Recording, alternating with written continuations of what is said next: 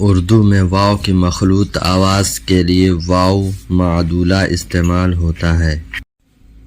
ایسے لفظوں میں واو کا تلفظ پیش کا سا ہوتا ہے جو بعد میں آنے والے الف کے ساتھ ملا کر بولا جاتا ہے، جیسے خواب، خواجہ، خواہش، خار، خواہ، خدا نخواستہ، افسانہ خواں، درخواست وغیرہ بحوالہ املا نامہ۔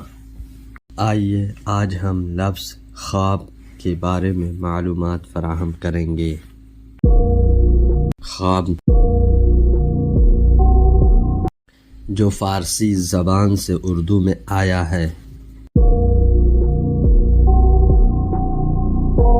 کلمہ کے اعتبار سے اسم، جنس کے اعتبار سے مذکر،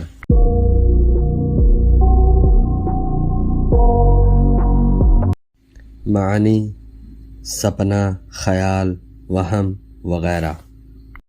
اس سے بننے والے لفظ خواب آلودہ، خواب آور، خوابگاہ، خواب و خیال وغیرہ بحوالہ فیروز اللغات۔ آئیے اب ہم دیکھتے ہیں شاعروں نے اس لفظ کو شاعری میں کن معنوں میں استعمال کیا ہے۔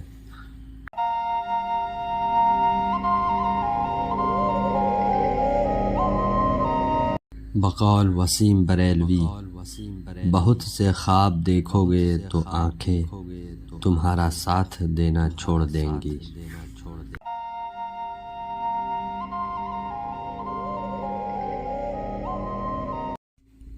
بقول گلزار، تمہارے خواب سے ہر شب لپٹ کے سوتے ہیں، سزائیں بھیج دو ہم نے خطائیں بھیجی ہیں۔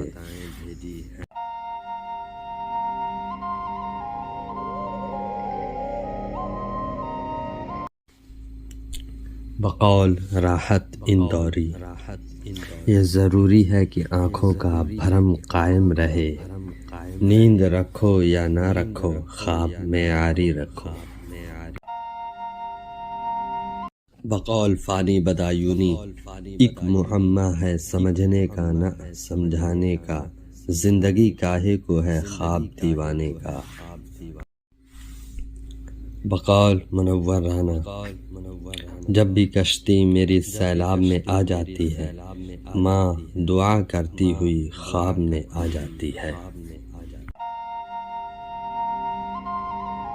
آئیے اب ہم آپ سے رخصت لیتے ہیں، آئندہ پھر کسی لفظ پر آپ سے گفتگو ہوگی۔